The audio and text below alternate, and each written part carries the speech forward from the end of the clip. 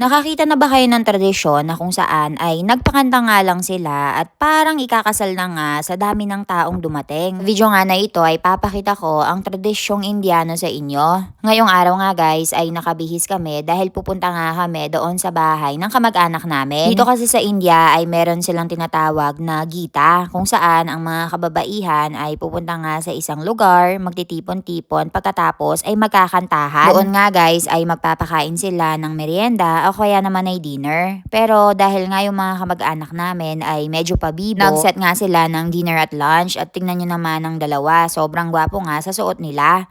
Si mother-in-law nga guys ay ang direktang tita o ang kapatid niya nga ang magpapaokasyon kaya naman ay dapat bongga nga din yung suot-suot at napakaganda nga ng biyanan ko. Dahil nga close relative kami guys ay dapat iaakma nga din namin yung suot-suot namin kaya naman ay nagsuot nga din ako ng medyo bonggang kurta at ang biyanan ko naman ay nakasuot dito ng sari at napakaraming mga alahas. Isa nga din sa napansin ko guys na kapag in-invite mo nga sila na pumunta nga doon sa kantahan ay kailangan mo nga din na magrenta ng sasakyan ng mga in-invite mo.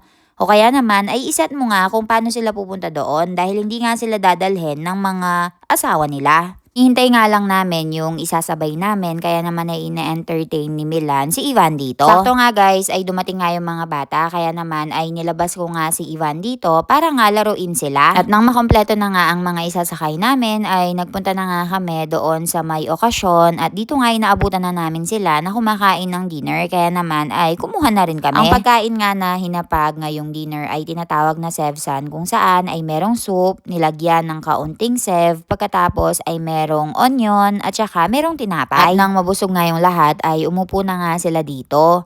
Kung mapapansin nyo guys ay sa lapag nga lang sila nakaupo at dahil nga meron akong batang makulit. Umakyat nga ako dito sa bahay ng kamag-anak namin at dito ko nga binantayan si Ivan. Kung hindi ay manggugulo talaga siya.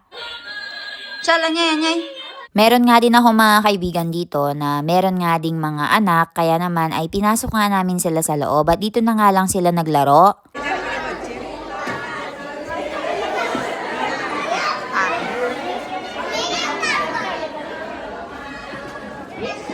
Napapansin nyo nga guys ay wala na nga masyadong kumakanta at puro matatanda na lang. Hindi na nga siya katulad nung dati noong kinasal kami ni Milan na talaga namang nagpa-participate ang lahat. Yun nga guys ay parang pumupunta na nga lang sila sa ganitong mga okasyon para makikain ng merienda. So after nga nito guys, nang medyo lumalalim na nga yung gabi at parang medyo nagugutom na naman sila ay nagready na nga rin kami ng second batch ng merienda. Dito kasi guys, yung mga magpapakain talaga ay yung mga malalapit na kamag-anak.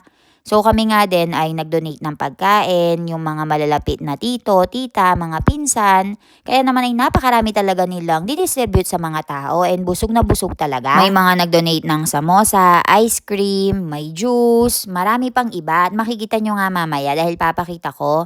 So dito nga guys ay nagpila na nga sila para turn by turn nga. Nakakatuwa nga din yung mga tita ko dito dahil talaga namang game na game sila sa pagvi-video. Yung mga kalalakihan nga dito yung nag-distribute ng mga pagkain at dahil nga hindi magkasya sa plato ay meron nga silang separate na plastic na lalagyanan ng mga ice cream, mga juice at napakarami pang iba.